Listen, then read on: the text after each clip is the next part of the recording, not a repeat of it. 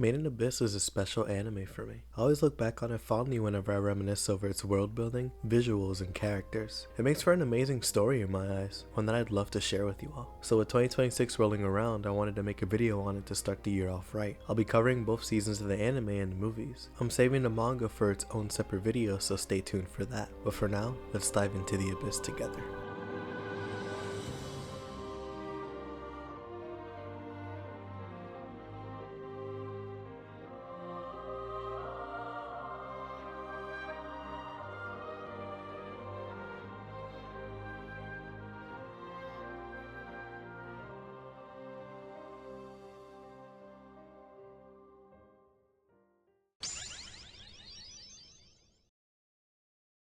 Are we recording? We live? We lit? Made in Abyss is a story that takes place on an island called Orth. On this island, there's a bottomless pit that stretches down the center of it, known as the Abyss. This pit is huge, with no one fully exploring the depths of it to our knowledge. It's like the ocean in our world, where there's more we don't know about it compared to what we do. The civilians of this island live on the outskirts of the Abyss, forming society around it. Humanity, be it greed or curiosity, dared to explore this pit. Here we're introduced to cave raiders. They're people who venture into the pit to recover relics and gather knowledge on the Abyss. The Abyss has been categorized into 6 layers of death. The cost of exploration, however, is the curse of the Abyss. Descending into the pit is fine, but ascending is deadly. I'll list all the layers and their corresponding curses on screen now.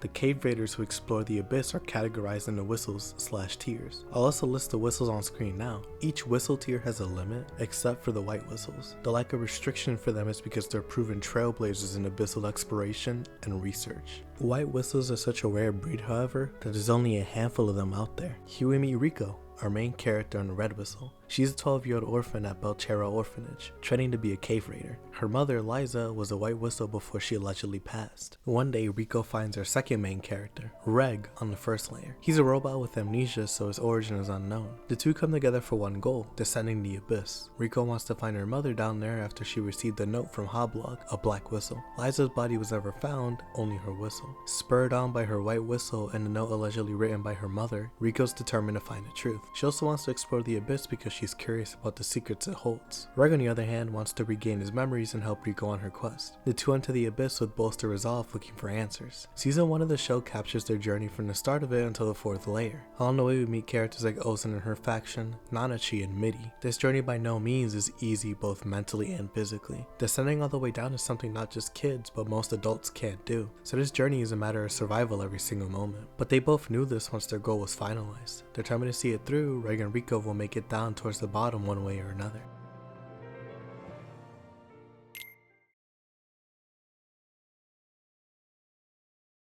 Let's start by talking about the visuals. Kinema Studio, and I'm sorry if I'm pronouncing that wrong, is buying this show and they did a good job. Of course, it's a seasonal anime, so there'll be some dips in quality here and there, but the animation is consistent with the highs definitely outweighing the lows. The environments are stunning as well. The main city of Orth is memorable because of how it's designed around the Abyss. The architecture and design make it a great place to start the journey, but the Abyss takes the cake for sure. The first layer is the most normal, well, as normal as a layer can be anyway. It's called the edge of the Abyss for a reason, so similarities to the surface are bound to exist. But as the story progresses, it doesn't take long for the layers to change dramatically. The second layer with the inverted forest and a diminished light. The third layer with it being a giant tunnel, there are creatures lurking inside and outside the walls. They all make themselves distinct, but the 4th layer takes the prize for sure. This one's my favorite because it's pure fantasy. The flat creepers, the sauna, the ore piercer, and Nanachi's hideout. It's also interesting and beautiful. While the story for this section plays a part in my perspective, so too do the stunning visuals. Next we have the voice acting. I was shit in sub, so I won't speak on the dub here, but I enjoyed it. Nanachi's voice actor Shiori Aizawa and Riko's voice actor Miyu Tomita were my favorites. They both brought life to their characters. Be it with Riko and her bubbly, childlike excitement, her emotional responses when she's sad or angry, or her guttural, heartrending screams of pain during the ore piercer section, or Nanachi with their nasally vocal inflection, the cute noises they make when they're flustered, or the crying with Nidi's passing.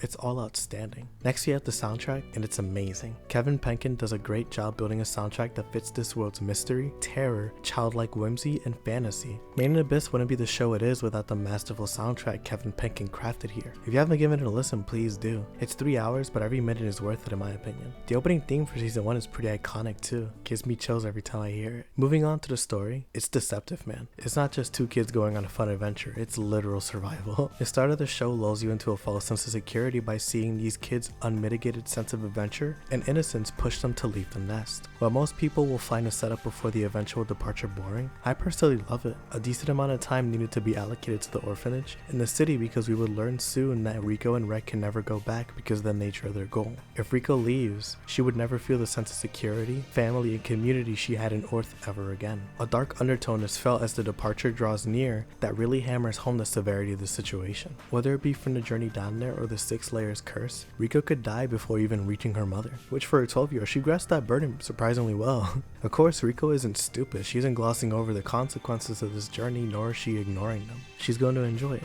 but more on that in the character section. The guarantee that Rico can never return to Orth is compounded by the multiple near-death experiences on every layer, the 4th layer especially. It's one thing to understand the weight, but it's another to actually live it. Rico's left arm is a reminder of that. The danger each layer possesses definitely darkens the journey as the story progresses, but it's necessary to show why not everyone can do it. However, what keeps hopes high is the interactions with people our duo meet in the Abyss. Meeting characters like Ozen, Nanachi, and seeing the beauty of the Abyss helps alleviate their burdens. The occasional faces help remind our 2 explorers that they aren't alone and people are rooting for them. It's a comforting thought when they spend most of the journey alone together. The way the story is structured is interesting too. Our main protagonists are blazing through the layers at the start, but by layer 4, the difficulty spike hits hard. Ozen training them on layer 2 helped, but layer 4 was the first instance of a real life or death scenario. From layer 4 onward, our characters will be spending more time in the layers out of necessity. I really enjoy this because if 2 12-year-olds could breeze through the Abyss like it's nothing, people like Hoblog would look like bums in comparison. Granted, they have the incinerator, but it's not an all-in-one solution. The world building is great too. Learning about how each of the layers work is interesting stuff. Same with the relics, wildlife, and environments as well. There's so much to learn and even more that hasn't been discovered, so it's really only going to get more foreign from here. Next we have the characters. The world building is amazing, but the character backstories and their personalities are even better. Rico, Reg, and Nanachi are my favorites, so let's start with Rico, the leader of the group and its beacon of hope.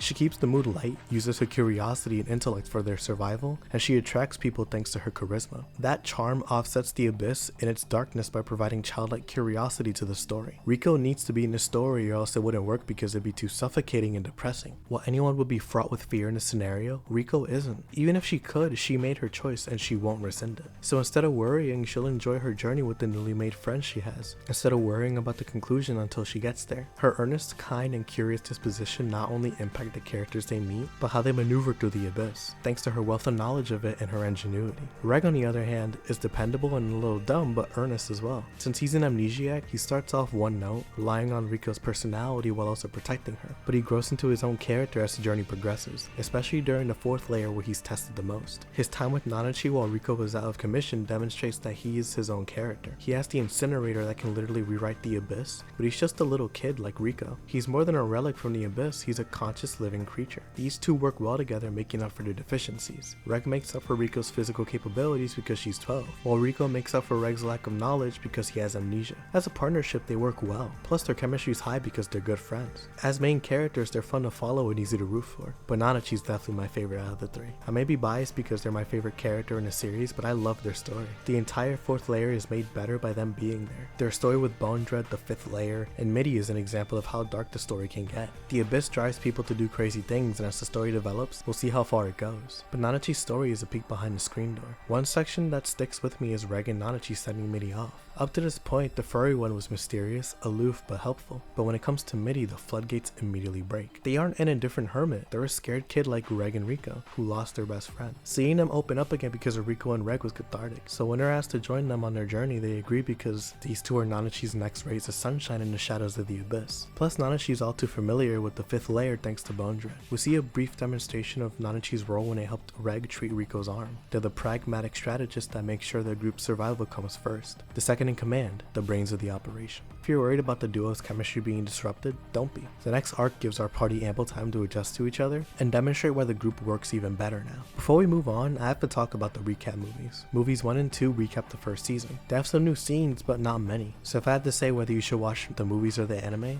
I'd say watch the anime as your first experience. The movies are recaps, so some sections are cut or the pacing is sped up. If you have the time, watch the anime, then watch the extra scenes added. Movie 1's new scene is in the beginning and movie 2's is at the end. Overall, Made in Abyss season 1 is great. It's an 8.5 out of 10 for me. It's an amazing start to a journey we're only barely skimming the surface of. It gets dark, so be warned, but if you do give this series a chance, I wholeheartedly believe it'll be worth it. Now with that behind us, let's take the next step in the journey by going down to layer 5. Let's tackle movie 3, Dawn of the Deep Soul.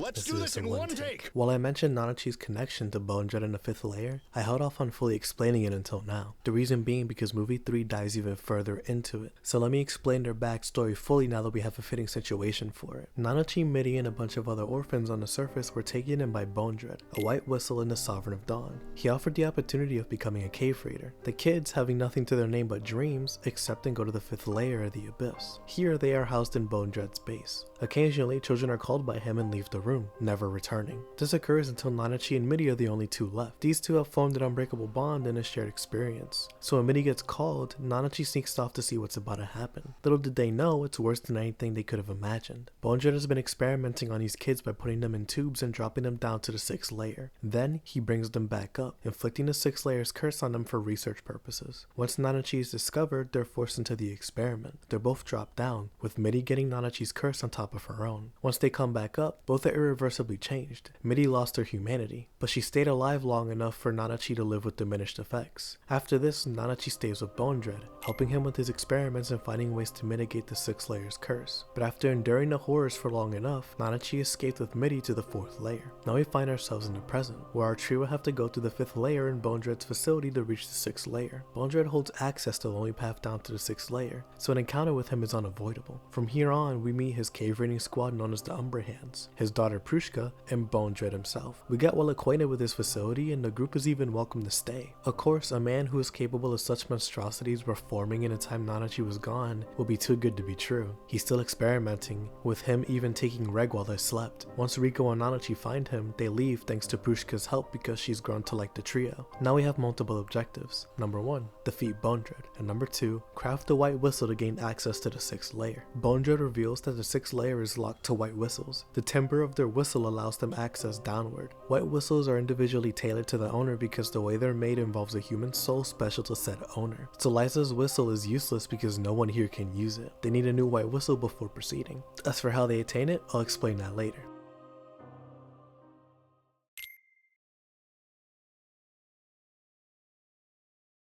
It's been a while since I watched this movie. While my memories of the movie weren't completely gone, the interconnective tissue between them definitely deteriorated. The only definitive thing that remained were the emotions it elicited on my first viewing. So when I finished my rewatch, the first thought I wrote down on my script was this. And I'd say it's a pretty apt description of how I felt. But before I talk about that, let's talk about the animation. Kinema Citrus makes their return here and they make their presence felt. The benefits of this arc being a movie are on full display. The scenery, the beautiful visuals, and the fluid animation make an impression I won't forget anytime soon. As I mentioned, this is a movie, so I can't expect the animation to stay like this. But this is a great showing by the studio as to what is possible for this series if it comes back in the modern day. The voice acting is even better than before. Since this is such an emotionally potent arc in the story, we really see the voice actors show out for their characters. I think Miyu Tomita takes the cake with Rico. She is putting her heart and soul into it, especially by the end of the film. Of course, can't forget about the soundtrack. Some tracks are reused from season 1 and some are even interpolated into new tracks, for example the 4th layer, but the original tracks are amazing, even standing above the first season's OST at times. While this OST is shorter because of the film's runtime, it is by no means inferior. Kevin Penkin pulled out a rabbit from his hat again, giving us another masterpiece. Now, we move on to the story. I like it a lot because it's a departure from what we're used to. Usually the layer itself is the biggest threat. Finding a way to survive the climates, wildlife, plant life, and and environments overall has always been a pressing issue. The people our group meets along the way are usually friendly and make an impact on our group. That other random cave raiders that don't pose a threat. Sure, Ozen was technically a threat when we first met her, but that quickly dissipated when we saw her true character. Bone Dread, however, is a real genuine threat. Their journey will end here without fail if they aren't able to overcome him emotionally and physically. Speaking of the ending, I remember when I first watched this movie, I thought it was too shonen and action-packed, running counter to what the show was up to that point. Sure, Reg had the incinerator, but it wasn't a crutch, it was a last resort. This only solidified when we found out that the incinerator had limited uses before Reg's life expires. I felt like the power increase came out of nowhere and made the last fight feel like a different show entirely. Of course, that was how I felt before, but I couldn't feel any more different now that I'm older. I love the final fight now. Employing electricity to power up Reg and unintentionally regain some of his memories was a nice power boost that he needed and a nice callback to the first arc. We were quickly seeing Reg being power cracked by the layers as they progressed. Nanashi helped alleviate that with their strategy, but Reg himself needed a buff. The fight leaves the door open for what Reg's past could potentially be, and I couldn't be more excited to see it. We know so little about him, so anything we get is monumental. Before I move on to the characters, the world building is at its best here. While the 5th layer takes a backseat to Bone Dread's shenanigans, the lore is still ever present because of how much Bone Dread is tied to it. The Idol front having the altar in the middle of it leading down into the 6th layer is evidence of this. He holds dominion over the 5th layer, making him an unavoidable part of any cave raider's journey to the bottom and even more imposing than before.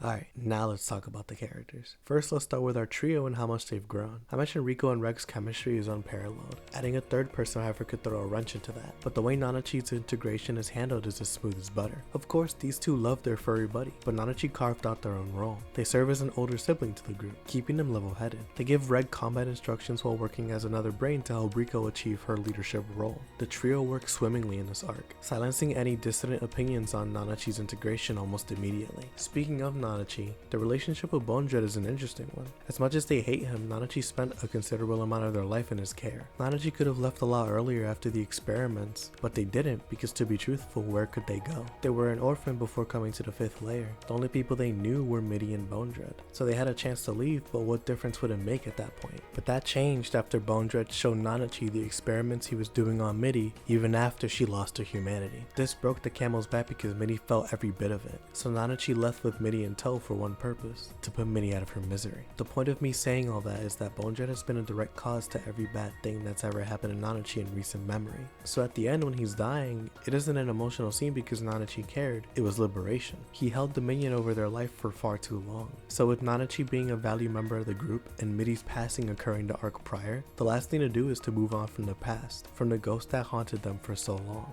Bone Dread himself is unequivocally a bona fide monster. His goal is noble, finding a way to circumvent the 6 layers curse. His achievements are monumental, but his methods are atrocious and utterly disgusting. I already talked about his curse experiments, but I didn't mention his evolution of them and the invention of cartridges. Be warned, this gets really nasty. Bone Dread, his cave raiders, and Nanachi developed cartridges, a way to deflect the effects of the curse. The way it works? You take a person, strip them down to the lowest point of being considered alive, and put them in a cartridge so you can move without suffering the effects of the curse, because someone is taking it for you instead. Just like what happened with Midi and Nanachi. He did this to countless children, even doing it to Prushka herself. Nanachi felt remorse and was traumatized by the guilt, which is why moving on is so difficult for them. Bone Dread, however, didn't feel guilt and still doesn't. He doesn't feel the need to move on because their sacrifices are being used to push the research forward. Of course, there's a caveat to this. His relic, the Zohalic, lets him split his consciousness over multiple people. His cave raiders are just his shared consciousness, making him virtually immortal. The cost, however, is his sanity. So while the mental degradation doesn't excuse his actions, it explains his ability to keep going without a shred of guilt. What makes him scary isn't his emotional detachment from his actions, it's the opposite actually. His emotional attachment is scary. He remembers every child's name he's experimented on. He saved Prushka from mental deterioration and became her father, but he also turned all of them into cartridges. He took away their humanity, all for the sake of progress. Bone Dread is the worst kind of evil, evil that doesn't know it's evil. For the sake of advancing humanity further into the abyss, he lost his own, muddying the goal in the process. Lastly, we have Rico and Prushka. Their relationship is the best part of the movie in my opinion. Their overlap with being being children of white whistles leads to a strong kinship. They're so cute together, which makes what happens to Prushka so tragic. She's a victim of love as much as she is a victim of circumstance. She loved her father and in turn it cost her her life. But because of her father she was able to regain her sanity and even meet Rico. She out of everyone has the most tragic story. It's hard to stomach, leaving me with a profound emptiness in my chest, despite this not being my first time consuming the story. That's why I'm glad that her story doesn't end there. Her becoming Rico's white whistle is something so beautiful that it brings me to tears. I mentioned earlier that a person needs a white whistle to progress down towards the 6th level. Prushka was their answer. Thanks to her short yet strong desire to join Rico's journey, when she died she produced the life reverberating stone needed to make the white whistle. So by all accounts she's able to join them on their journey towards the bottom. It's a beautiful send-off for a character that deserved better, and a beautiful ending for this movie. It's a beautiful depiction of finding hope in the bleakest reality, and an abyss as dark as night itself. This movie overall is a 9 out of 10. It's really dark, so I can't recommend it to everyone. But if you like the first season, you'll like this one as well. With that being said, now we move on to the most recent installment in the anime, Made in Abyss Season 2, The Golden City of the Scorching Sun.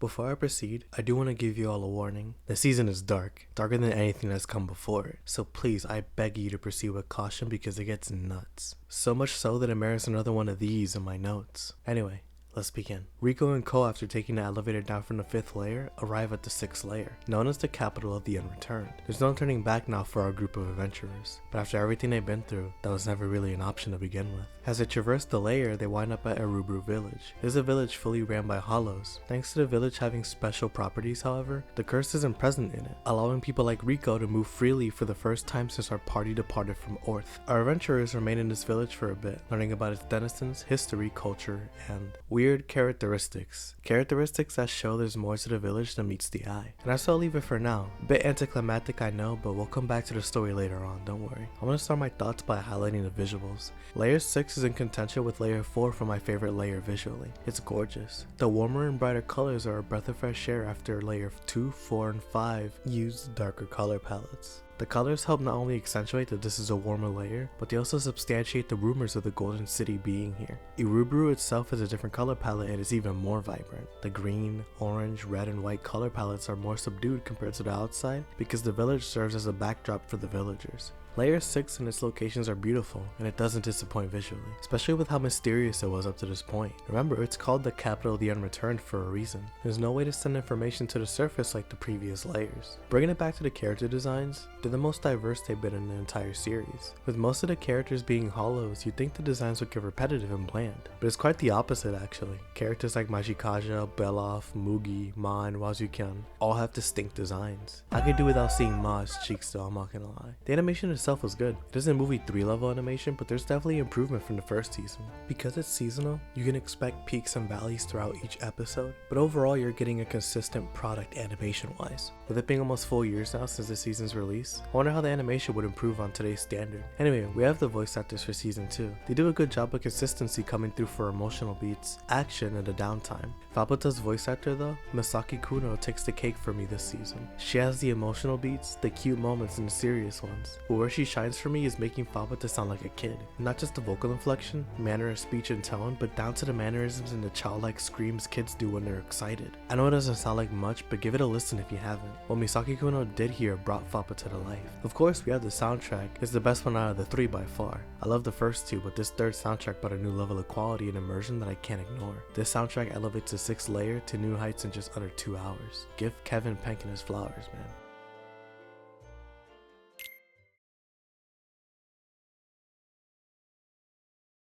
Remember the warning from the beginning of this section? It comes into effect starting now. I can't talk about the story or the characters without talking about Vueko and Iram Yui, so without further ado, it's time to discuss the origin of Erubru Village by talking about Ganja.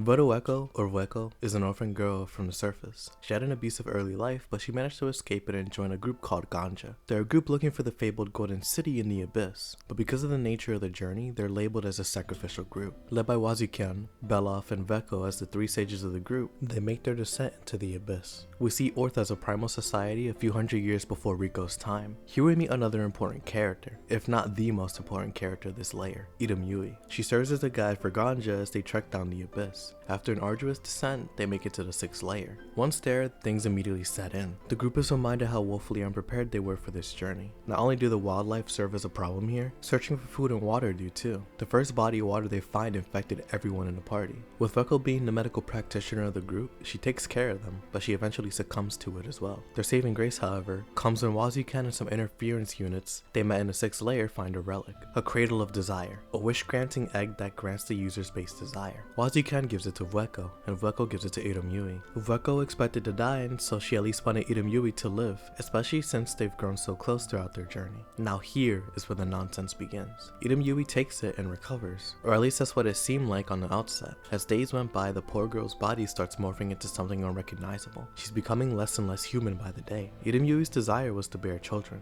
the reason being because her tribe values women for their ability to produce children. If you're unable to do that, you're banished and deemed cursed by the abyss. This was her circumstance as she was ostracized by her own family. But when Ganja arrived, Weko takes a liking to her and basically becomes her mother. She basically sees a part of herself in Irumyui. As a result, the two become inseparable from this point forward. She has a new family, but that base desire to bear children was always there, so the cradle granted it, allowing Irumyui to bear hollow children. But like a monkey's paw, they die after birth. Wazukan is the only one not bedridden after the infection, so he seizes the opportunity and cooks Irumyui's children for food. Many of the members died thanks to the infection, but a scarce few remain thanks to Irumyui. The girl herself is no longer human, having lost human consciousness and becoming a structure for the group to live in. So the members of Ganja, be it forced or willingly, enter Irumyui. Once they do, they become hollows that can never leave. In return, Irumyui grants them protection. Weko's the only one that didn't enter, living with Irumyui's children in what used to be her head. Travelers that come to the 6th layer eventually find themselves in a Urubru village. If they enter, they become hollows and eke out a meager existence in this village of the unreturned. But Irumyui's last act was similar to her first. She had another child, but this one lived. Irumyui was given another cradle before she fully transformed. This allowed for a genuine miracle to occur, Fapata's birth. She's the princess of the village and is set on destroying it for one reason: to enact revenge on the people who hurt her mother and her siblings. The modern day has us follow Riko and her group as they maneuver the collapse of Urubru village while learning the lore of its tragic creation.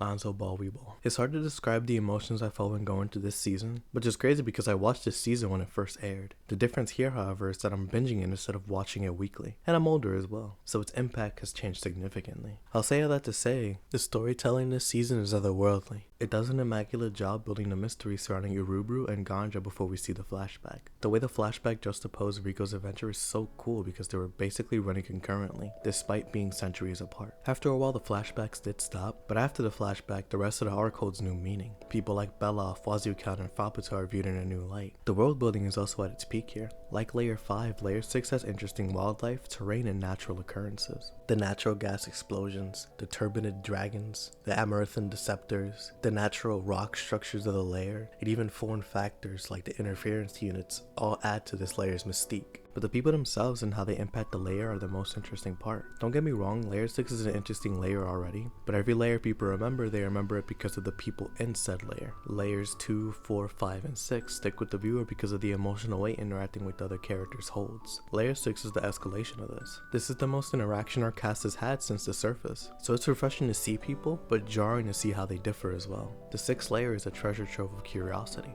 Thanks to the summary I gave earlier, you have a decent look at some of the characters in this arc, but there are a select few I want to talk about. First, there's Riko's group. I like the growth they all undergo in this arc, not as a group but as individuals. Whether it be Riko with Weko and the villagers, Nanachi with Midi and Belloff, or Reg with Fapata and Gabu. Thanks to the time spent apart from each other, our crew grew exponentially individually, and as a result, grew exponentially as a group. Everyone left the village with something to remember it by in their hearts. But Riko's group isn't the focus here. Urubru village and Ganja are. The villagers themselves are cool, but the standards are Mugi, Majikaja, and Ma. They hold the most plot relevance. Like I said, they're cool and they have their moments, but they don't hold a candle to the heavy hitters. Let's start with Wazukan. Admittedly, he's a character I didn't quite understand until now, to the point where I almost left him out of the video, but I think I understand him well enough now to talk about him. Of course, if I'm wrong, feel free to correct my interpretation in the comments. Wazukan as an individual is Ganja's leader, spearheading the trek down to the Golden City. He's ambitious, charming, and a little off-kilter, but people trust him. The reason being is because of his divine level intuition and instincts. These instincts border on vision. He does things that a lot of the time they're right, as stated by Belloff. With this, however, it makes it hard for people to understand him,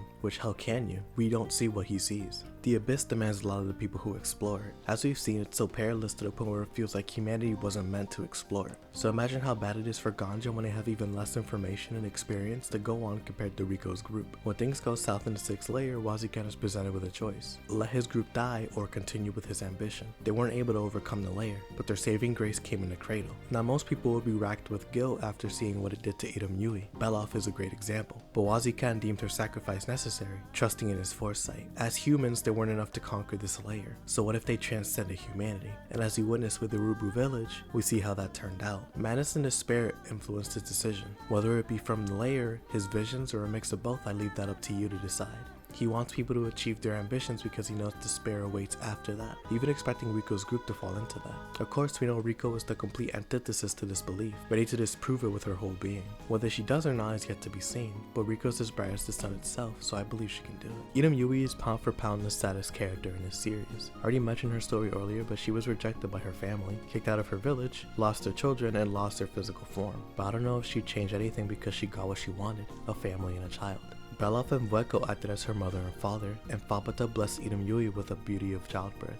Her wishes ended up coming true. She provided a home for her new family and a means for them to survive. But of course you can't talk about Idam Yui without talking about Vueko herself. She's a character who's paralyzed by her regrets and guilt. With her light in the darkness gone and her life irreversibly changed, she stayed in Idam Yui's head for decades. She wallowed in self-pity until Rico found her and broke her free. Rico is Vueko's first semblance to light since Idam Yui all those years ago. This young girl's spirit and love for life warmed this girl's frozen heart. It gave her the courage to act and meet with Fapata, her granddaughter. Vueko suffering the 6 layers curse to meet Fapata is something she wouldn't have done before Rico. It really shows the impact this girl has on people and how different this adventure would be without her. While I don't blame Vueko for her immense guilt, Idam Yui wouldn't want that for her mother. As a character, she's someone who suffered for most of her life, but Idam Yui, Ganja, and Rico managed to make her life at least a little brighter. Lastly, we have Fapata. She's adorable. She's cute, funny, and energetic like any other kid, but thanks to her being the culmination of the village, its residents, Ganja and her mother, she isn't just a normal kid. She's a hollow and a princess. Her nature is just opposed by her self-imposed duty to destroy the village for her mother and siblings. She's a character consumed by rage and vindication. The only thing that stopped her from destroying the village were Beloff's memories, the wildlife invading, the villagers coming to her aid, and Gaburan's sacrifice. It all came together to elicit a change in her. She doesn't need to be angry on her mother's behalf. Idam Yui didn't suffer thanks to Vueko, so Fapata can rest easy knowing that someone cared for Idam Yui when Fapata couldn't. All this could have been avoided if Fapata and Vueko met sooner. If Vueko could have raised her, making Vueko's end even more tragic. But this is where Rek comes in. Their prior friendship before his amnesia facilitates Fapata's growth. Even though he doesn't remember her, his heart does. So he frees her from this layer and asks her to join their group. She made peace with the village and now she's reunited with her friend. So all she can do is move forward. I like Fapata because she was born with nothing, but she made small connections with people, be it Reg or Gaburan. Just like her mother, she never got the chance to live a normal childhood. But now with the opportunity presented to her with people that care for her, she can carry on her mother and grandmother's legacy by living the way that they would have wanted her to. Anyway, with that being said, this season is a 9 out of 10. It gets dark, but despite that though, the story ends on one of the highest notes in the series. It gave me a satisfying conclusion to this show's most ambitious and best arc to date.